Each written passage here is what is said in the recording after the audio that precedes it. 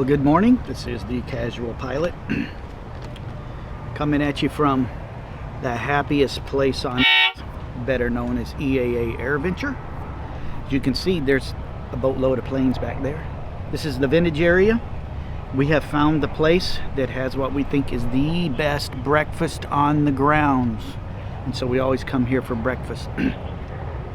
And today's gonna be full of fun. We have no idea what's in store because there's been some bad weather and people couldn't get into their campsites, so a lot of planes couldn't get in to park on the grass, so it's kind of up in the air today.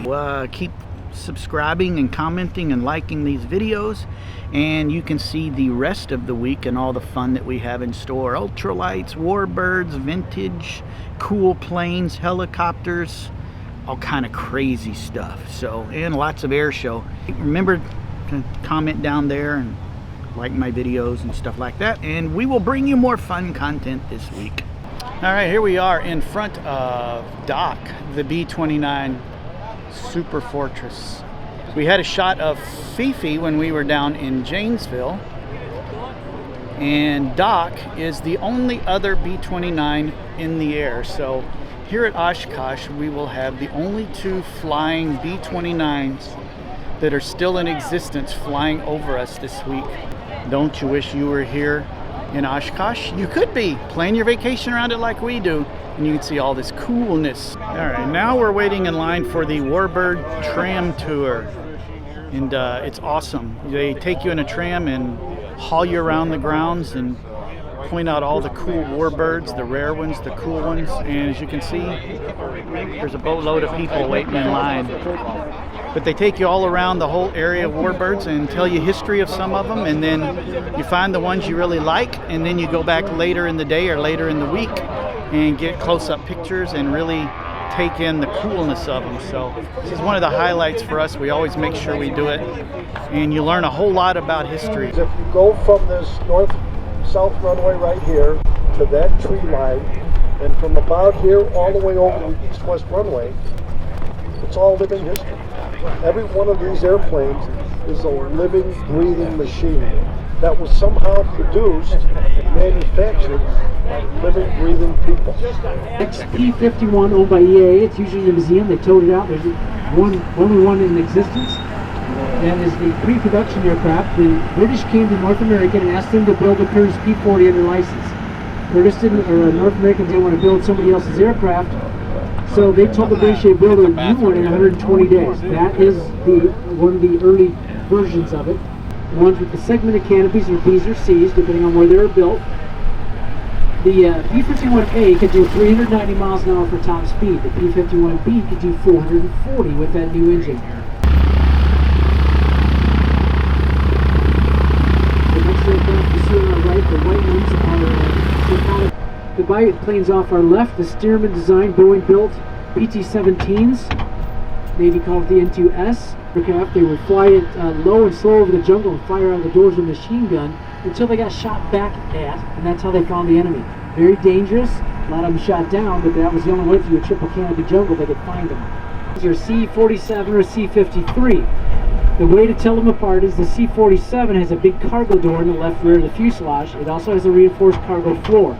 The C-53 didn't have either one of those. With the orange tail is a Buckeye, a T-2, used as a Navy trainer.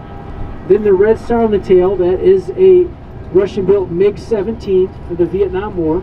Then the next from the T-tail towards us is a Czech-built Airventure L-29 Dolphin. Then we have a Douglas A-4 Skyhawk, Navy attack aircraft from the Vietnam War. Scooter could carry the same bomb load as the B-17. Roman F-8F Bearcat. As you can see, it was flown by the Blue Angels. It was a little too late for World War II. They were on the carriers heading over when Japan surrendered. In 1946, one of these set a time to climb record from a dead stop to 10,000 feet in 94 seconds. Okay, now I'm nerding out just a little bit because there's some Bearcats. And I got a Bearcat RC at home. And then way down on the end, I don't know if you can see it, that big nasty plane. That's my favorite, the A1 Sky Raider. They don't make an RC version of that I can afford, but dang, it's cool. Love those planes, and I'm kind of in a nerd state right now with the Bearcats. Very, very cool.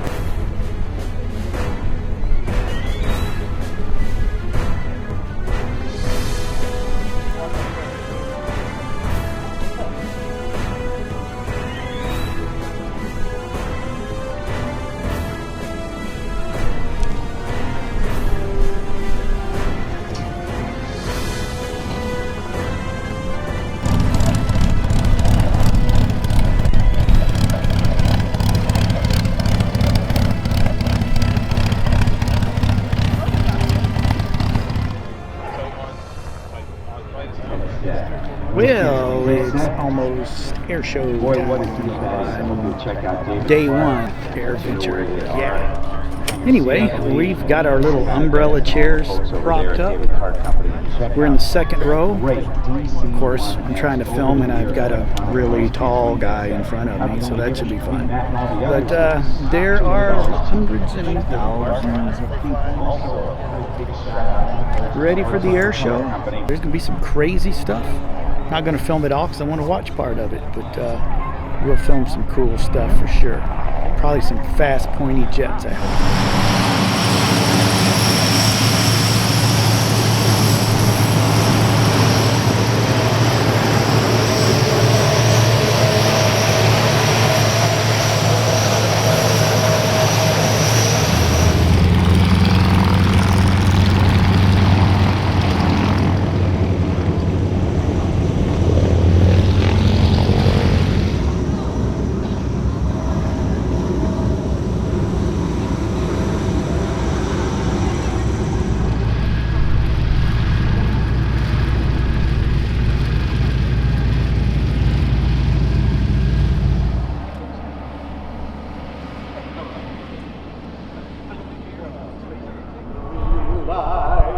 What so proudly we hailed at the twilight's last gleaming, whose broad stripes and bright stars through the perilous fight, for the ramparts we watched so gallantly streaming, and the rockets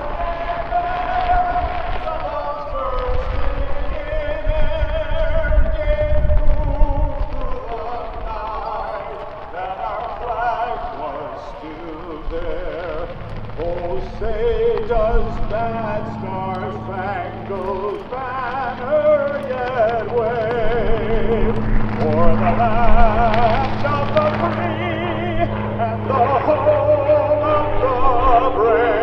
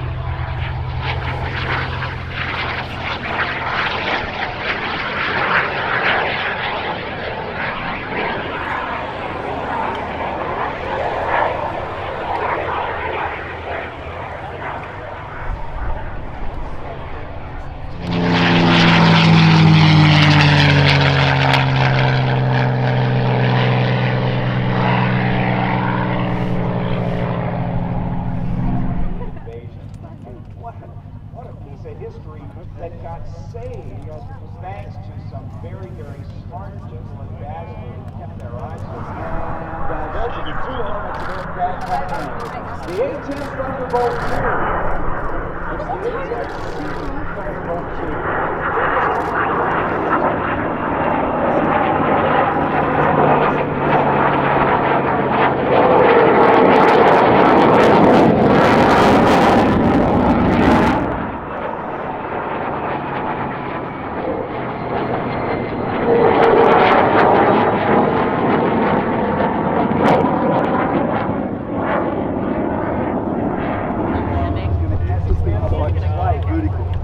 Here comes the Raptor doing a go-around. Here's some noise for you.